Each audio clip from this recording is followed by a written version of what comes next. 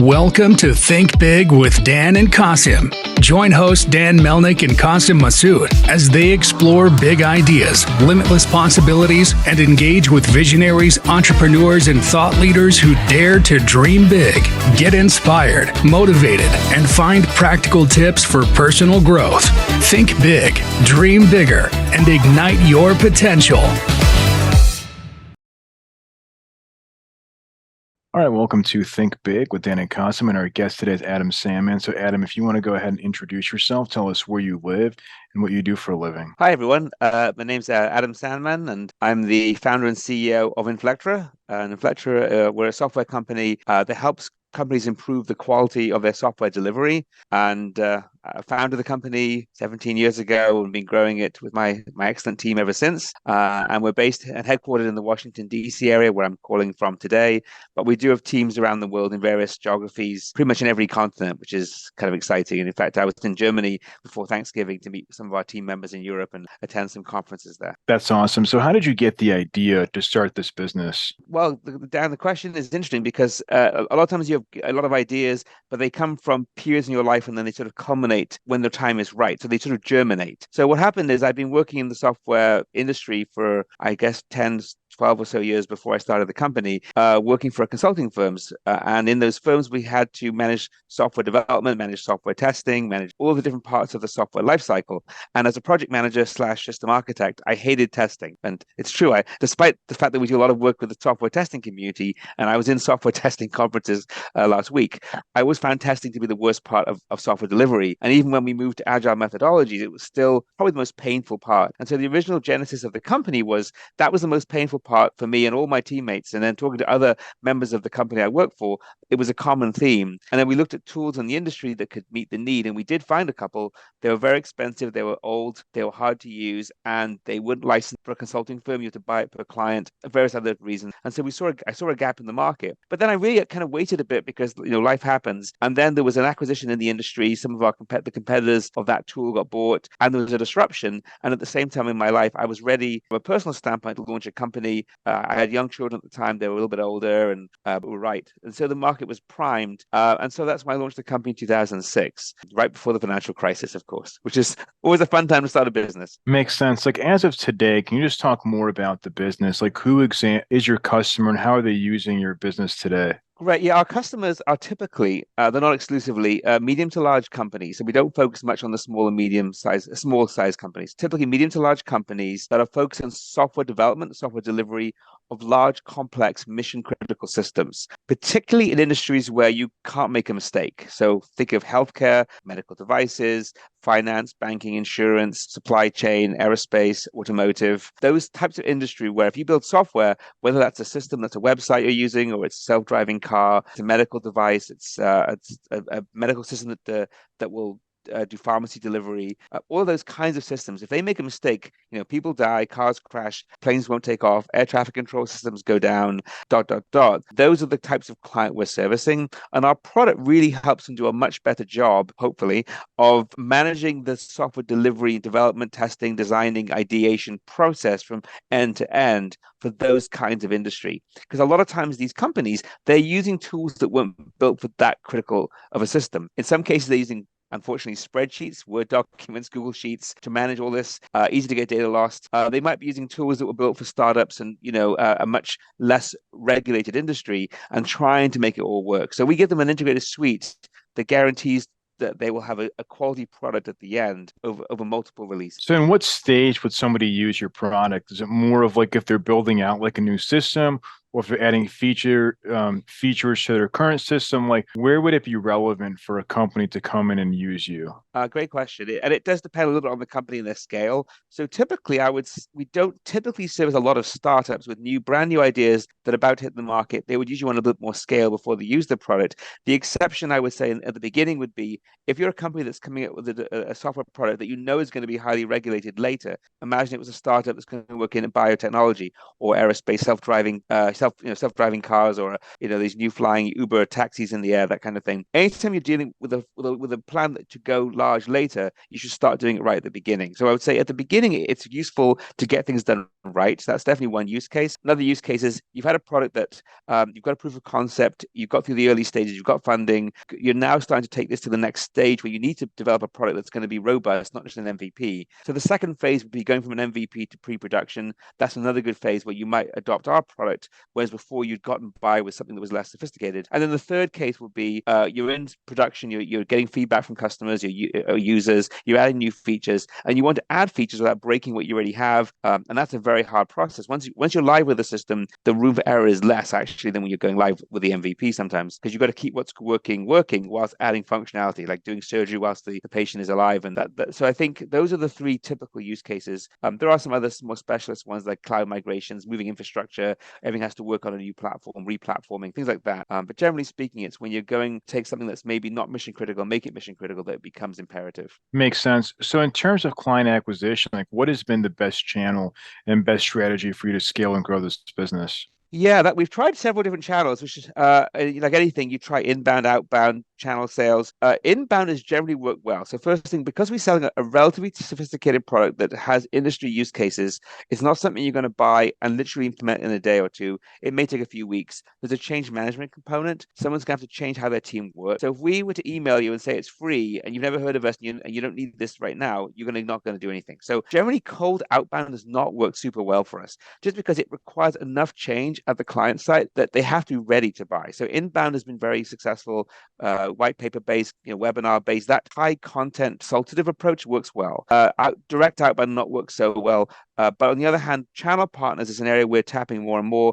That's helping a lot, because in the channel sales, you've got consulting partners who are already working with these clients day in, day out. They know the problems and they know what stage the client's at. So for us, being a smaller company, what we often will try and do is partner with boutique consulting firms or boutique, service firms, or even maybe boutique incubators that are going to work with these clients and will bring them to us part of their offering.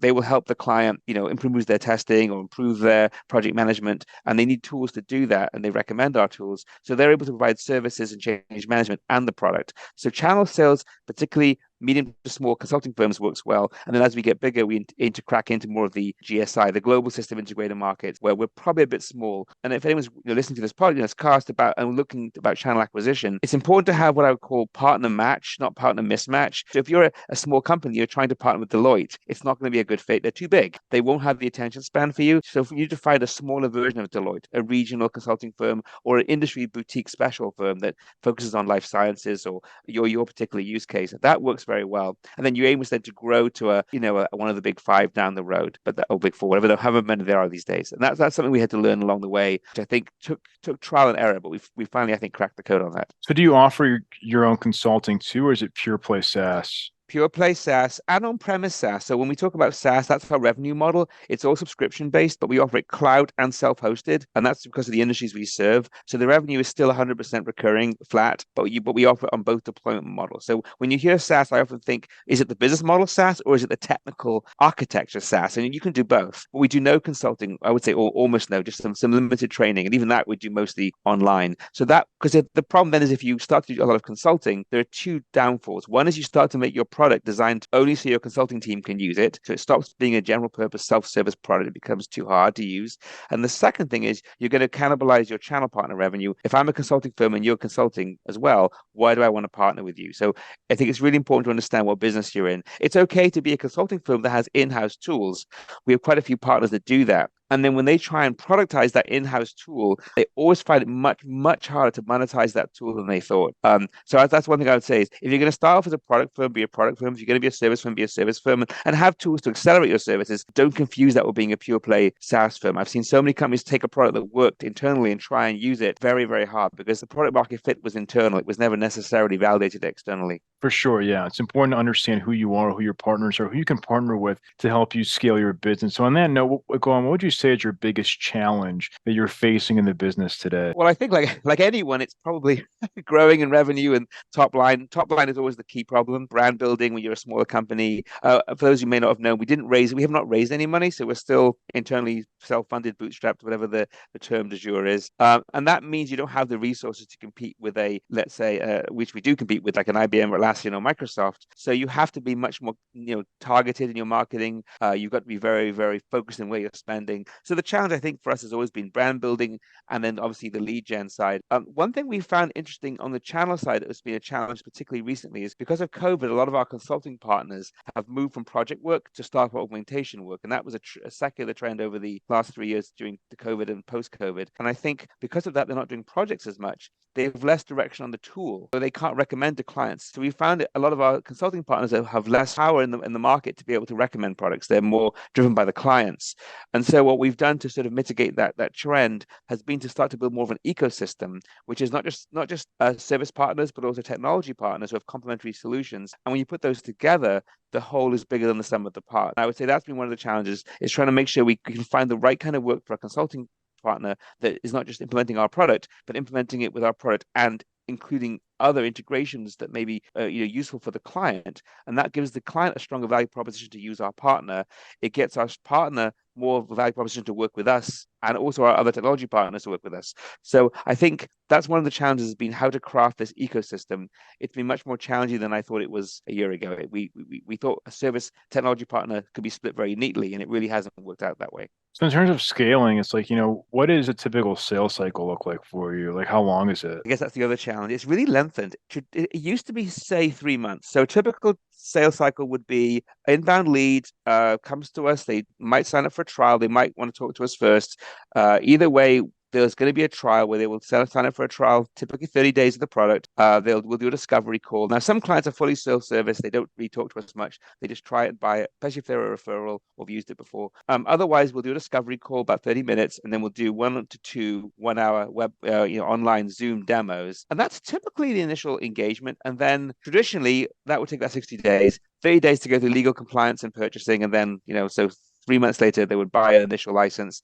And then we would engage customer success expansion teams to work with them to expand the deal. What we've seen is that 3 months has now become 6 months. And that last 3 months is not the client. It's not the person we've spoken to. It's the legal team, the GDPR, the privacy team, security team. That is taking 3 months longer than it did 2 years ago. And it's just very frustrating. So I think I would say having somehow in-house, and for a lot of small companies, that means you have to have some kind of in-house legal resources, because they're going to redline all your agreements. They're not going to take your SaaS agreement, especially because we're dealing with medium to large companies. They have whole teams dedicated to purchasing, and that slows everything down. So I think that's been the big change in the deal structure. But the 3-month upfront is still largely similar. Within 3 months, we get a client saying, yes, I want to buy, but it now becomes 3 more months of compliance and legal before it actually get a signed purchase order. And also, I think we're seeing the end reduction of shadow IT. So if you think about shadow IT, is that our team, we want to buy a tool, let's get a credit card, let's buy a 20-user team license of this thing, and your other team's going to buy another 20-user license. And particularly during the early years of COVID, people wanted their teams to be productive at all costs, and everyone was moving to the cloud. A lot of the existing tools didn't work, so everyone had the authority to go buy whatever they needed to make it work, and we'll figure it out later. Well, now is later, so IT departments are now clawing back that authority and like, no, you don't get to use a credit card anymore. You have to go through purchasing. We're going to look at all the teams are doing, and we're going to rationalize and choose 1 or 2 products, not 10. And that, again, complicates the sales cycle, slows things down, ... and makes it more challenging. So I guess, like, how do you position yourself as not just a commodity? Because it's like, it's something that obviously, like, as you said, right, people need what you're offering. So I think that I'm sure it can be a challenge for you saying, hey, listen, like, you have all these different tools, but it's like, if they don't have your tool, especially in these highly regulated industries, they can really be in a bad situation. That's a great observation. And I think that is why we decided to differentiate by industry, because for a longer time, we're a testing tool, we're a project management tool. We're one of maybe 30, 40, 50, 60, 70 different products. We have some feature differentiation. Feature differentiation or price differentiation is a commodity market. What we decided was, well, that's okay. We still have some of that business, but let's focus on certain key verticals. So we started actually initially with healthcare. That was our very first one. We looked at healthcare. We looked at what it needed to do software type systems and hardware systems, even in the medical device and pharmaceutical industries. We looked at the regulations. And the regulations, which are a roadblock, became a competitive advantage. We wrote white papers, we did videos, we added features to the tool that are specific to healthcare clients. For those who are interested, electronic signatures, FDA compliance, EMEA compliance, there's things you have to have that if you have, your tool can sail through the audit process and is a key differentiator. It's not a feature, it's actually a capability difference. And that's an important differentiation. Is it's not just simply adding a feature that someone says, I need that feature. It's like, I have to have that feature. That's the difference. And Right. then so we cracked that first with healthcare. And then we said, well, let's look at defense and aerospace because they have some similar needs and some different needs. We added some additional unique features for defense and aerospace. And then from there, we're now looking at automotive. We're doing white papers and starting to look at some of the automotive standards and seeing what's unique that's different. And there's maybe 10 to 20% difference that we need to think about different features for. So it's like taking different niches or niches and then making features that are, and really use cases that are separate for those. And then another use case that we identified was quite a few of our larger competitors are moving from cloud and on-premise to only cloud. And so as a result, for example, big news, Atlassian's doing this. So we've had a lot of interest from former Atlassian customers that often used our tools with Jira.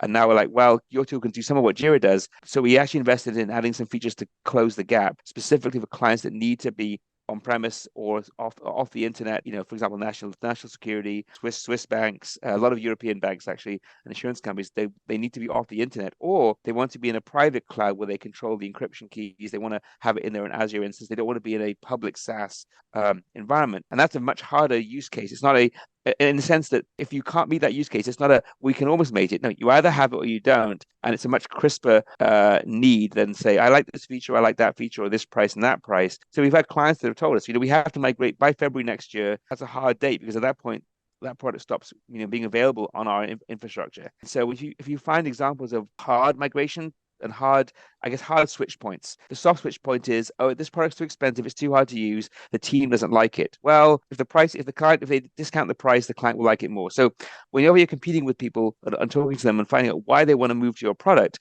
there's what I would call hard switching points and soft switching points. The soft ones can be mitigated by the incumbent, by reducing the price, adding a feature, improving customer success, and then you may do all this work to go after that client, and in the end, they're just using you as a means to get the current provider to reduce their price to improve quality or something, and you're just simply there as a differentiation, as a comparison point. If it's a hard switching point, that client has to make a decision. They've got to migrate by this date, or they've got to meet this new regulation. They have to have this new tool. We had some clients who were using spreadsheets and they were failing their audit, so they had to move by the time they had their next audit. And as a salesperson or in the sales organization, we'll track when do they have to migrate by, and then let's work back. If it's a 6-month sales cycle, we need to make sure we've done a demo by this date. We've got a PO, proof of concept by this date, et cetera, et cetera. Purchasing takes 3 months. So you can use these milestones that the client has to adopt something and then work back the sales cycle. So I would say that's a really important thing to avoid being a commodity is industry and then specific use cases, whether that's a horizontal use case, like in this case, it's the architecture, or it could be a vertical use case like an industry. Makes sense. So obviously, like you mentioned, for 2024, your goal, like any company's increase in revenue, right? So what are you looking to get to approximately just compared to where you're at now? Right. So we're just about around 10 million ARR at the current state, and the plan is to increase that. Our typical goal is 35% year over year. That's what we'd like to grow year over year, 35%. And I think one of the challenges is from a direct sales, that is the inbound direct and a little bit of outbound, which we do. That's a hard number to grow every year, especially as you get bigger. It's bigger every year because you're 35% of a much larger number. And so that's why we put a lot of resources into our channel program. We have 2 people dedicated just to partnerships. And we additionally, I think I focus a lot on partnerships in Europe and North America. We've just hired someone in Australia to be our partner and sales, like a regional manager in Australia. And we're hoping that she's going to be able to really grow our partnership ecosystem there, which has been weaker. And actually, that's a very important market for that, because whereas in Europe and North America, a US company can often just deliver remotely. Once you go into East Asia and South America, those markets tend to require a local presence and often a local partner. You're dealing with things like currency movements, particularly South America, currency movements, political movements can be very difficult. So you have to have local partners that can navigate your clients through that. And in East Asia, you need to have, if you're going to sell into South Korea, you need a company that's going to focus on, manufacturing and telecommunications companies in South Korea, and it's going to be a local partner for you. Same thing in Japan. Philippines and Vietnam are a bit more open. But in most of these, you need to have partners. So whereas in Europe and North America, you can sell direct inbound and outbound, I think channel sales is a nice to have. in East Asia and South America, channel sales is a must-have because you won't be able to close the business at all. So in terms of these partners, or if you have partners in some of these countries, like obviously there's probably some level of a language barrier. So like having that partner, is there that challenge sometimes too, where somebody has to like go and translate the conversation, or do you not deal with that? Oh, well, great question. Yeah, we actually have our own people in those countries. So yeah, if you're going to focus on Latin America, for example, just to pick as simple, because there's only two languages, pretty much Portuguese and Spanish. There's some little bit of French here and there and English here and there too. But let's say Spanish and Portuguese. So if you're going to tackle the LATAM market, you will need partners in almost all those countries. You will also need to hire someone that's your own full-time person, which we do have, who can speak Spanish and Portuguese, who is resident in there. So you don't necessarily need to have 10 people, one in each country. We get by, I think, with one person in Argentina, and he covers the region for us. But you're not going to sign up partners without a person that's your person. We've tried that as well. We tried before doing partnerships from remote from the US, where that works again in North America. Most of Europe, you can get by. Maybe probably not France. France, you'd have a French-speaking person on your team. Middle East, where we've got an Arabic speaker, same thing. That's really helped us open doors in Saudi and UAE. So I think you need to have at least a core, like in our case, Inflectra person in these regions, and then from there you can then build a hub of partners who can cover all the different countries. So I think a lot of people get discouraged. They're like, "Well, I can't afford 10 people in South America, which is a lowish purchasing power, region." No, you don't need that. You can have one person, and then you can have partnerships to fill the gap. But you can't have no people. No partner's gonna take you seriously. You're not going to get any out of that person if you do that. Makes sense. So what would you say is the one biggest piece of advice that you wish you knew before you started this company? Oh, there's so many. I would say, I think, well, specifically for me, we started and for anyone who's not raising money, we started as a lifestyle company for many years. And that was, we had a good product. We did it online. It was growing. And then I got more serious in back to 2015. That's why we've been around for so long. It's almost like two phases. What I didn't fully appreciate was the power of time, is that we had a really good idea in 2006, and we went big in 2007 or 8, and then I would say we didn't have the external mantra of someone saying you got to grow at this percent, grow at that percent, and so we were growing more at 10 to 15% during that lifestyle phase, which is fine. We were profitable, we were doing fine, but you start to seed market share. And one of the things I think I didn't realize as a product company is if you're a consulting firm, you can stay a 20-person boutique consulting firm for the rest of your life. You can make good money and you can have a business that's sustainable for 30 to 40 years. I would say it's possible. In the software product space, it's very, very hard. You have to either be growing or you're going to be replaced. And that I think I hadn't fully appreciated that. And I think if I was doing it all over again, I would have started the growth journey faster. I mean, I don't know. My life at that point, I had very young children. Maybe it wasn't the right phase for me, but I think it still is a regret. The regret was we didn't double down faster. Maybe that's true for everyone. And without an external investor who's going to give you that discipline and pretty much force you to do it, it's easy not to do that. It's easy to say, we're profitable, we've got a good product, customers like us. You live in your own echo chamber of your existing customer base who will tell you how great you are all the time. And you go out into the wider world and you start talking to non-customers who use other tools. They're like, we've never heard of you. Why would we use this product? Oh, it's like there's 10 other products like this that I have heard of. And you're like, oh man, I thought we were doing well. So I think the world is much bigger than you think. And I think if you don't focus, you have to really think about how am I going to go to that next step all the time. And I think at times we cruise a bit on autocomplete in the early days. And I would say that's the biggest macro thing I regret. Makes sense. So if somebody watching this wanted to reach out to you, do you mind sharing your company website or social media handles, just best way to get in contact with you? Oh, absolutely. Inflectra.com on the web is the website, and the sign is behind me.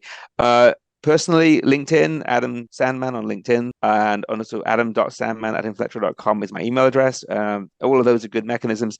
I must admit, I used to be more active on the Twitter, X, formerly known as Twitter. I don't use it that much anymore. So LinkedIn, email, website, probably the most popular places. And if you're ever in the DC area and interested to talk about starting companies, founding companies, always happy to chat as well. Sounds great. Well, Adam, we're rooting for you, and thank you so much for your time today. Thanks, Dan. Thanks so much. Thanks. All right. Bye.